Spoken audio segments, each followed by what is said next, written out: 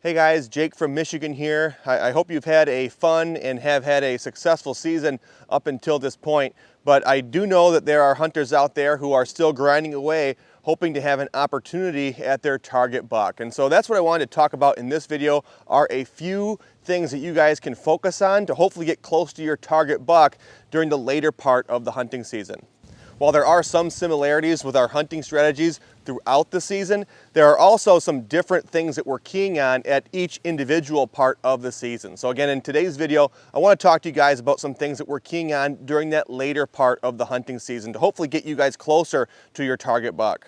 And I'm not going to sugarcoat it. A lot of times, the later part of the hunting season can be fairly challenging depending on where your property is located. If you haven't put a tag on your target buck yet, again, it can be fairly challenging because those deer have likely gotten shot at, maybe even shot, or they could have already been harvested by a neighboring property. So if you haven't put a tag on your target buck up until this point, again, it can be fairly challenging. But if the buck that you're after is still alive, there are a few things that you can focus on to increase your chances of having an opportunity.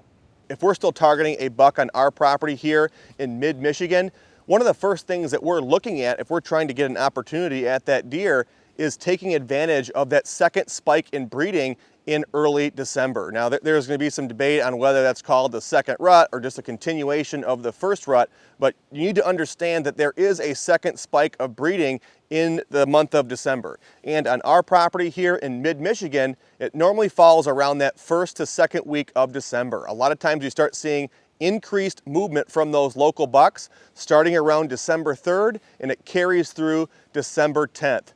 And there are a few reasons why there is a second spike of breeding during this part of the season. The first is any doe that wasn't successfully bred during that first round of breeding, a lot of times in mid-November, in most areas around the country, she will go into heat a second time, during this first to second week of December. At the same time, any fawn that has reached a certain body weight will go into heat for the first time. Having those receptive does and those doe fawns walking around your property will likely be enough to get those bucks up on their feet to check those bedding areas, check those food sources to again find one of those receptive does or doe fawns. And like I mentioned earlier, a lot of the strategies that we're focusing on during the later part of the hunting season are similar to those that we're focusing on throughout other parts of the hunting season. For example, during the second rut or the second spike in breeding, our hunting strategies are fairly similar to those that we're focusing on during the primary rut, with a few differences. The first and maybe one of the biggest differences between hunting the secondary rut compared to the primary rut is that we aren't as focused on those morning hunts, and we place more of an emphasis on those afternoon hunts. Now, that doesn't mean that we're abandoning the mornings. It just means that we don't place as much of an emphasis on those mornings. Depending on the year and depending on the weather, every year will be a little bit different, but it can get really cold in the later part of the season, especially throughout the night into the morning. And a lot of times these deer, bucks, they'll be hunkering down in those early morning hours. And it's not really until that sun warms up, especially on those bright sunny days, warms them up, that they start to move around a little bit more in the late morning. If you are hunting a buck in the late season and you are hunting mornings, just try your best to sit as long as you can, because once that sun comes up, once the sun starts warming the woods up, that's a lot of times when you start seeing more activity out of the deer herd. But for us, throughout the later part of the hunting season, we're really focusing on those food sources in the afternoon. Now, that doesn't mean that we're not hunting mornings. We are still hunting mornings from time to time, but we are placing an extra emphasis on those food sources in the afternoon. Not only are those doe family groups, which include those receptive does that weren't initially bred, along with the doe fawns, going to be hitting that food source, which is going to attract the local bucks, but those local bucks, they're going to be hitting that food source as well to replenish their fat reserves to get ready for the upcoming winter.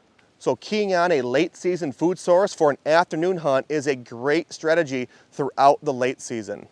Another thing that you guys need to understand about the late season, or really I guess any part of the season, is that deer patterns change.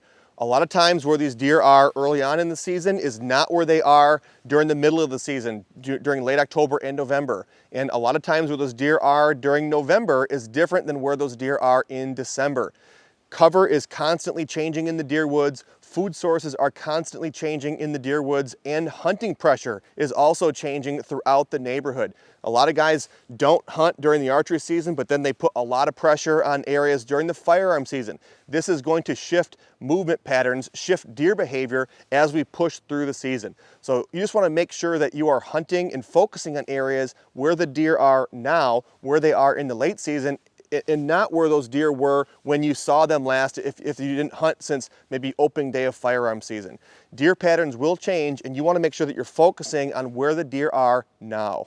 There are a couple places to key on when trying to locate deer in the late season, and they're on opposite ends of the movement pattern. One would be a late season food source, and the other would be a late season bedding area. When it comes to a late season food source, this could be a lot of different things depending on where your property is located. This could be standing corn, it could be standing soybeans that the farmer hasn't gotten around to yet. It could be a brassica food plot. It could be a cover crop of cereal grains that the farmer planted as a cover crop. It could be regeneration from a recent clear cut. There are a lot of different options for late season food sources. You just gotta try to find one that's close to your property. And a lot of times the most attractive late season food source is one that's really close to late season bedding. Because hunting pressure this time of year has increased exponentially, these deer, they do not want to move very far. So they're gonna try to find a late season food source that's located as close to an unpressured late season bedding area. And again, there are a lot of different examples for a late season bedding area. This could be a conifer stand, a cedar or tag alder swamp, a thick patch of autumn olive on the leeward side of a hill, a south-facing slope on those sunnier days so those deer can warm up when the sun comes up. Every area is going to be a little bit different with what it provides for a late season food source and a late season bedding area. But if you can find an unpressured late season bedding area that's fairly close to a late season food source, that is a great spot to set up throughout the month of December, or if your season extends into 2024. As always, guys, access is extremely important throughout the later part of the hunting season. As I mentioned earlier, the deer herd has experienced a significant increase in hunting pressure this time of year, and the reason they're selecting certain late season bedding areas over others is because they're unpressured. So you just want to make sure that you are having clean access to and from your stand location to make sure that you're not bumping those deer out and sending them a mile down the road to the next closest unpressured late season bedding area. But guys, that's going to do it for this video on a few tips to hopefully get you closer to your target buck throughout the late season. If you guys have any questions or maybe some additional strategies for hunting the late season, please drop those in the comment section below. I'm sure people would love to hear those.